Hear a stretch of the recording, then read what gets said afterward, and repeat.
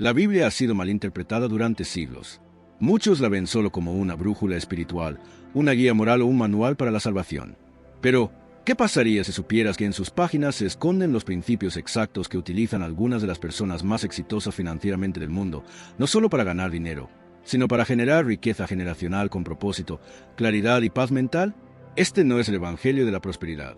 Esta es sabiduría ancestral, probada, refinada y divinamente diseñada. Mientras el mundo persigue trucos, tendencias y ruido financiero, las Escrituras han preservado discretamente el modelo para una riqueza perdurable. No la que se derrumba en las recesiones ni desaparece con la inflación, sino la riqueza que se multiplica, sustenta a las familias, financia misiones y deja huella durante generaciones. El secreto no está en perseguir más, está en comprender las leyes del cielo que rigen los recursos de la tierra. Estas leyes no se esconden tras rituales ni ceremonias.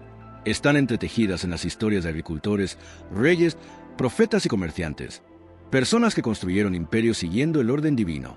Desde los rebaños de Abraham hasta las estrategias económicas de José en Egipto, desde los proverbios de Salomón hasta las enseñanzas de Jesús sobre la administración y la generosidad, cada versículo contiene una pista. Y de eso se trata este video. No solo oirás hablar de riqueza, comprenderás cómo se cultiva en la quietud de la mente, en los hábitos a los que pocos prestan atención, en las decisiones diarias que parecen pequeñas pero que liberan la abundancia divina. Este viaje no es solo financiero, es espiritual, porque la verdadera prosperidad en la Biblia nunca se trata solo de acumular, sino de convertirse en alguien a quien Dios pueda confiarle abundancia. Así que, si alguna vez has sentido que estás destinada a más, no solo por tu propio bien, sino para ayudar a otros, crear, dar y construir, estás en el lugar correcto. En los próximos minutos, descubrirás la base del crecimiento financiero a través de los ojos de Dios. No es la estrategia del hombre, no es la obsesión de la cultura, sino el diseño del Creador. Y comienza con una verdad: la riqueza comienza en tu forma de pensar. Antes de que una moneda cambie de manos, antes de que se cierre un trato o nazca un negocio, la riqueza comienza en un lugar invisible: tus pensamientos. Como un hombre piensa en su corazón, así es él. Proverbios 23, 7. Esto no es poesía, no es metáfora, es ley. Tu mundo interior construye el marco de tu realidad externa. Y la Biblia, de principio a fin, está obsesionada con la transformación de la mente, porque el cielo no concede abundancia a quienes aún piensan como esclavos. Verás, muchas personas oran por un progreso, pero aún operan con una mentalidad limitada. Hablan de fe, pero sus pensamientos están inundados de dudas. Trabajan duro, pero en su interior creen que nunca tendrán suficiente. Eso no es solo una mentalidad, es una prisión. En Egipto, Israel fue esclavizado físicamente, pero incluso después de que Dios los liberó, seguían pensando como cautivos. Anhelaban cebollas y puerros, el alimento barato de la esclavitud, incluso cuando Dios les ofrecía una tierra que fluía leche y miel. ¿Por qué? Porque sus mentes no habían cruzado el Mar Rojo.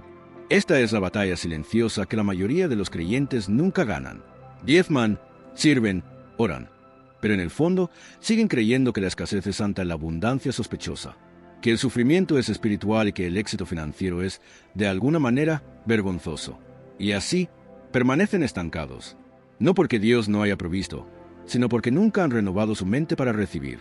2 Corintios 9, 8 declara algo radical: y Dios puede bendecirlos abundantemente, de modo que, teniendo siempre en todas las cosas todo lo necesario, abunden para toda buena obra. Eso no es un deseo, es una promesa.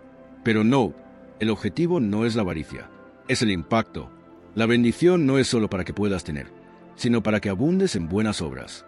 La economía de Dios fluye a través de personas que están mentalmente alineadas con el propósito. Y cuando pasas de la escasez a la mayordomía, todo el panorama financiero de tu vida comienza a cambiar. Empieza cuando dejas de preguntarte: ¿cuánto puedo permitirme? Y empiezas a preguntarte: ¿qué me ha confiado Dios? Cuando dejas de pensar como víctima y empiezas a pensar como un recipiente. Es entonces cuando el cielo empieza a abrir nuevas puertas, puertas que eran invisibles hasta que tu mente se conectó con tu llamado. No se trata solo de pensar positivamente, se trata de alinearse con el reino. Nunca fuiste creado para perseguir la riqueza, fuiste creado para atraerla convirtiéndote en la persona a quien Dios puede confiar la provisión. Porque cuando tu corazón está puesto en un propósito, Dios financiará la misión. El dinero nunca ha sido el problema. Esto puede sorprender a algunas personas, especialmente a quienes crecieron escuchando frases como el dinero es la raíz de todos los males. Pero la Biblia nunca dijo eso. Lo que sí dijo, precisa y deliberadamente, es esto: porque el amor al dinero es raíz de todos los males. 1 Timoteo 6 y 10. La diferencia lo es todo. El dinero es una herramienta. Como el fuego, puede calentar un hogar o quemarlo por completo. Depende de quién lo tenga en sus manos y que ame más, la llama o el propósito.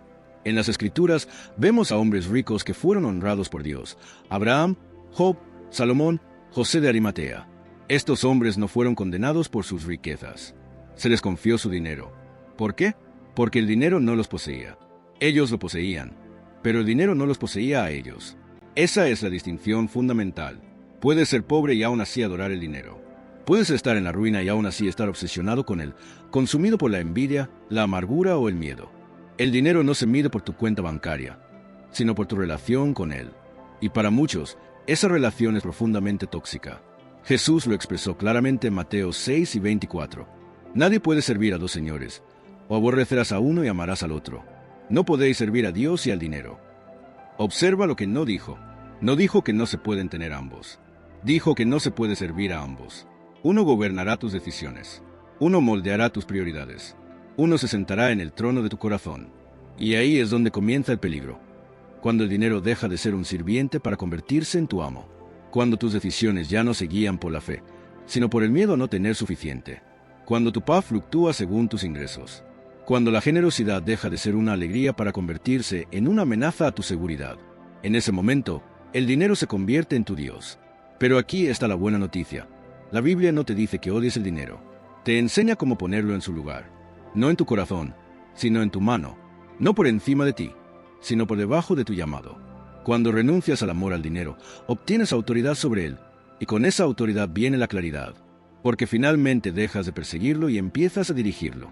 Es entonces cuando las decisiones financieras dejan de ser cuestión de estatus y empiezan a ser cuestión de impacto. Es entonces cuando la riqueza se convierte en un río en lugar de un reservorio, fluyendo a través de tu vida, no solo hacia ella. Ahí es cuando dejas de preguntarte, ¿cuánto puedo conservar?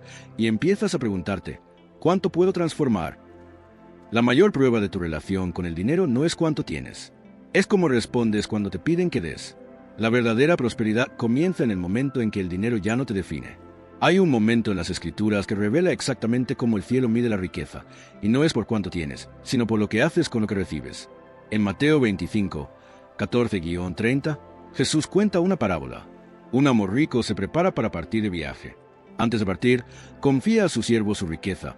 5 talentos a uno, 2 talentos a otro y 1 talento al último. Estos talentos no eran habilidades, sino grandes sumas de dinero. Un solo talento valía décadas de salario. En otras palabras, el amo les dio un capital considerable, pero no les dio instrucciones. Les dio libertad. La pregunta no era, ¿qué recibiste? Pero, ¿qué produjiste? Los 2 primeros siervos actuaron de inmediato. No esperaron una señal. No se contuvieron por miedo. Comerciaron, invirtieron, multiplicaron. Y cuando el amo regresó, los elogió con las mismas palabras, sin importar cuánto trajeran. Bien hecho, siervo bueno y fiel. Fuiste fiel en lo poco, te pondré a cargo de mucho. Entra en el gozo de tu Señor. Pero el tercer siervo enterró su talento. No lo desperdició, no lo gastó, lo protegió, lo preservó, lo escondió en la tierra y esperó el regreso de su Señor.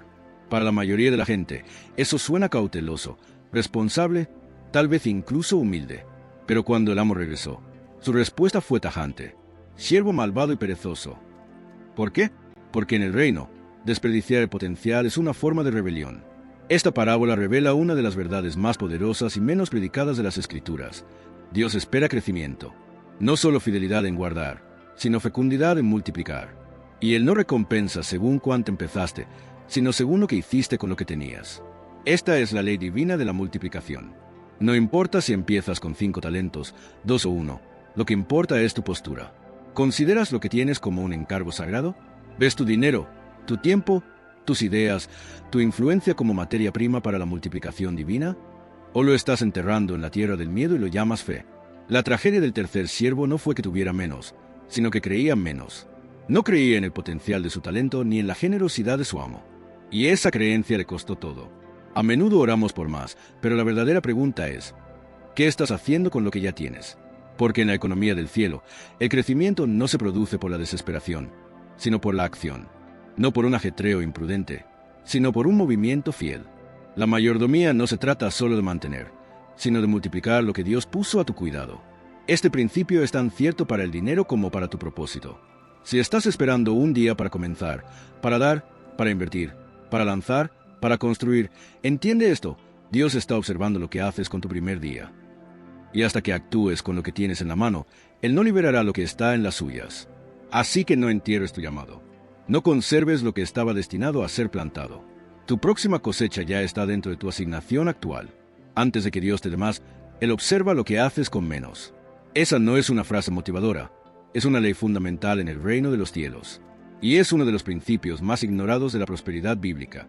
A quien se le puede confiar lo poco, también se le puede confiar mucho. Lucas 4:10. Este versículo es más que una prueba de integridad. Es un vistazo a cómo el cielo promueve las personas.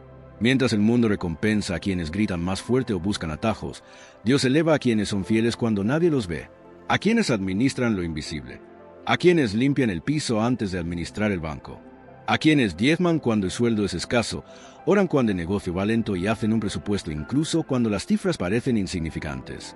Porque aquí está la ironía divina. Lo poco que ignoras es la prueba que te califica para aquello por lo que oras más. Piensa en David. Antes de sostener una corona, sostenía un arpa, y mucho antes de eso, sostenía una onda y cuidaba ovejas. No fue descubierto en un palacio. Lo encontraron en el campo, adorando, defendiendo corderos, matando leones, permaneciendo invisible y fiel en el lugar que nadie quería. Y Dios susurró: ese es un rey. Dios no se salta niveles. Él construye cimientos. Dices que quieres dirigir una empresa. ¿Eres fiel en tu trabajo actual? ¿Quieres administrar millones? ¿Diezmas con cientos? ¿Quieres influencia? ¿Administras tus palabras cuando hablas con las 5 personas que ya te escuchan? Cada pequeño detalle es, en realidad, una entrevista disfrazada con el cielo. La fidelidad no se trata de ser impecable. Se trata de presentarse, una y otra vez, con el mismo nivel de excelencia, ya sea para 10 o para 10,000. Se trata de manejar lo ordinario como si fuera sagrado, porque para Dios lo es. Seamos claros, lo pequeño no es un castigo, es una preparación. Cuando Dios quiere darte más, no te lo da en el regazo. Mide la estructura de tu alma. ¿Puede tu carácter soportar el peso de lo que pides? ¿Puede tu integridad sobrevivir a la atención pública? ¿Pueden tus hábitos bajo presión soportar la presión del ascenso? Todo gran hombre o mujer de las Escrituras pasó por este crisol de pequeños comienzos. Y quienes intentaron evitarlo, como Saúl, se derrumbaron bajo el peso de aquello para lo que no estaban hechos. Tu pequeña etapa no es un retraso, es tu fase de diseño. Así que deja de despreciarla. En cambio, domínala. Pure el don. Cuenta cada centavo. Honra la tarea. Preséntate con excelencia incluso cuando parezca que pasa desapercibido. Porque nada de lo que haces en secreto se desperdicia en el reino. Dios lo ve, el cielo lo registra, y el ascenso no viene de las personas, sino de aquel que vela en la oscuridad. No estás siendo probado por lo que puedes hacer. Estás siendo probado por lo que se te puede confiar. El mundo te dice que te aferres, ahorra más, gasta menos, protege lo que es tuyo. Pero el reino de Dios opera con una paradoja que revoluciona la sabiduría convencional. Cuanto más liberas, más recibes. Eso no es poesía, es ley espiritual. Y es uno de los principios más poderosos de toda la Biblia para generar riqueza. No se basa en la manipulación ni en la atracción emocional, sino en las matemáticas divinas. Un sistema donde la generosidad no resta, sino que multiplica. Da y se os dará. Medida buena, apretada, remecida y rebosando, darán en vuestro regazo, porque con la misma medida con que medís, se os medirá. Lucas 6:38. No se trata de caridad, se trata de activación. Cuando das, no solo pierdes lo que tienes en la mano, sino que lo siembras. Y todo lo que se siembra en obediencia nunca vuelve igual. Regresa multiplicado, en un tiempo y una proporción que solo el cielo puede determinar. Pero la cosecha siempre está garantizada, no por el karma, sino por el pacto. Malaquías 3:10 es aún más radical. Dios mismo te reta a ponerlo a prueba. Traigan todo el diezmo al alfolí, y vean si no abro las compuertas del cielo, derramo sobre ustedes bendición hasta que sobreabunde. Este es el único lugar en toda la Escritura donde Dios dice literalmente: pruébame. ¿Por qué? Porque dar no se trata de que Dios necesite tu dinero, sino de comprobar si puede confiar en tu corazón. Cuando diezmas, cuando das, no estás perdiendo riqueza. Estás desarrollando capacidad. Estás ampliando tu infraestructura espiritual para albergar más de lo que Dios quiere liberar. Pero aquí está la verdad más profunda. La generosidad no se trata solo de dinero. Se trata de una actitud. Puedes dar dinero, sí, pero también tiempo, energía, sabiduría, ánimo, estrategia, oportunidad y perdón. Y el principio siempre es el mismo. Todo lo que siembres cosecharás apretujado y rebosante. Piensa en el niño con los 5 panes y los 2 peces. No tenía mucho, pero dio lo que tenía y alimentó a miles, y sobraron canastas. Eso es desbordamiento. Eso es lo que sucede cuando la generosidad se encuentra con la intención divina. Lo poco se vuelve ilimitado. La generosidad no es una transacción, es un detonante. Y aquí es donde tanta gente se atasca. Creen que se protegen reprimiendo, pero en realidad están cerrando la puerta misma por la que Dios iba a bendecirlos. Cuanto más te aferras a la semilla, más retrasas la cosecha. Porque la economía de Dios no responde al miedo, sino a la fe. Y no te equivoques, dar es un acto de guerra contra el espíritu de escasez. Cada vez que das, declaras con tus acciones: confío más en Dios que en esta cantidad. Creo más en la abundancia que en la escasez. Prefiero la abundancia a la ansiedad. Y el cielo responde. Proverbios 11 y 25 lo confirma una vez más. El generoso prosperará. El que refresca también será refrescado. Esto no es simbólico, es economía sobrenatural. Los ricos de este mundo, incluso los no creyentes, a menudo viven este principio instintivamente. Entienden que el dinero debe moverse para multiplicarse. Esa generosidad crea redes, abre puertas y atrae favores. Pero el creyente tiene más que instinto. Tenemos el respaldo divino. No damos solo por beneficios fiscales o capital social. Damos porque servimos a un Dios que convierte la generosidad en un gran avance. Así que no esperes a tener más. Da ahora, no imprudentemente, sino con obediencia. Da como una declaración. Da como una estrategia. Da como un acto de adoración. Porque en el reino, la liberación es siempre el primer paso para la abundancia. Si la generosidad libera la abundancia, la sabiduría la preserva. En la búsqueda de milagros y avances, muchos olvidan una verdad silenciosa que se esconde en lo profundo de las Escrituras. Una lección que no se pregona desde una montaña, sino que se susurra a través de la más pequeña de las criaturas de Dios. Ve a la hormiga, perezoso, observa sus caminos y sé sabio. No tiene jefe, ni supervisor ni gobernante, pero en el verano guarda sus provisiones y recoge su alimento en la siega. Proverbios 6, 6-8. La hormiga no tiene jefe, no tiene plazos, no hay aplausos, pero tiene disciplina, y la disciplina crea riqueza que sobrevive a las tormentas. Este antiguo proverbio contiene uno de los principios financieros más poderosos de la Biblia. No comas todo lo que tocas. En una cultura adicta a la gratificación instantánea, la sabiduría de la hormiga enseña algo radical. La prosperidad no está en lo que ganas, sino en lo que guardas y preparas. Porque la abundancia sin administración conduce al desperdicio. ¿Cuántas personas claman por bendiciones financieras solo para desperdiciarlas en cuanto llegan? No porque Dios no proveyó, sino porque nunca aprendieron a administrar lo que Él envió. Bendecir sin límites se convierte en una carga.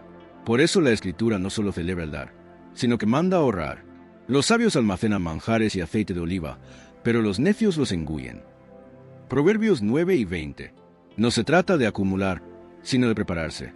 Dios no está en contra de la riqueza, está en contra de la necedad. Y parte de la sabiduría es comprender que no todo el dinero debe gastarse hoy. Algunos son semillas para el mañana, algunos son escudos para las crisis, algunos son puentes hacia futuras oportunidades. Aquí es donde la inversión entra en escena. Invierte en 7 empresas. Sí, en 8 no sabes qué desastre puede venir sobre la tierra. Eclesiastés 11, 2. La Biblia no solo aconseja ahorrar, sino que enseña diversificación. Distribuye tus recursos. No ates todo tu futuro a una sola fuente, porque el riesgo es parte de la vida, y la riqueza sin un plan es riqueza que se desvanece ante lo inesperado. José lo sabía. Cuando interpretó el sueño del faraón en Génesis, no solo ofreció perspectiva espiritual, sino una estrategia económica. Se avecinaban 7 años de abundancia, pero José no celebró. Almacenó, ahorró, construyó silos, racionó, porque comprendió algo que la mayoría de la gente pasa por alto. La provisión de hoy es a menudo la manera en que Dios te protege de la hambruna del mañana. Y cuando llegó la hambruna, Egipto no solo sobrevivió, sino que prosperó. Las naciones acudieron a ellos. ¿Por qué? Porque alguien honró el principio de la hormiga. Mucha gente ora por milagros financieros, pero a menudo la respuesta ya está en sus manos. Sabiduría ignorada, presupuestos evitados y ahorros que nunca comenzaron. Así que este sea un momento de alineación. ¿Sabes a dónde va tu dinero? ¿Estás generando margen en tu vida? ¿Te estás preparando para el crecimiento o solo reaccionas ante las crisis? No esperes más para desarrollar mejores hábitos. Administra lo que tienes ahora. Crea un sistema. Separa la semilla del pan. Pospon la gratificación no por miedo, sino porque te estás preparando para construir algo duradero. La riqueza no es una carrera a toda velocidad. Es una estrategia. Y en el reino de las hormigas, no solo sobreviven, sino que prosperan a pesar de las tormentas que acaban con los perezosos. La deuda no es solo un peso financiero, es un enredo espiritual. Promete libertad inmediata, pero poco a poco reescribe las condiciones de tu vida.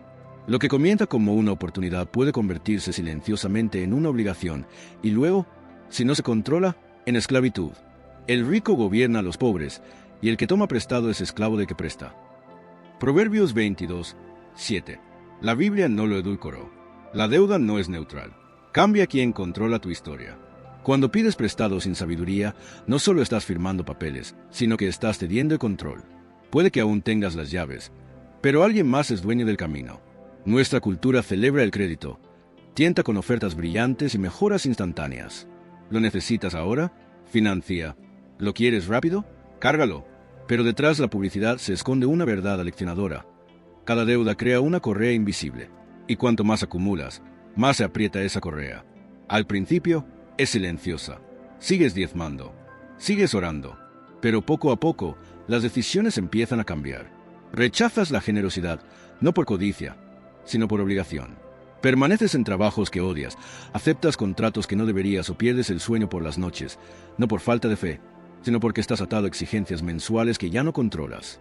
Esta no es la vida que Dios diseñó para ti.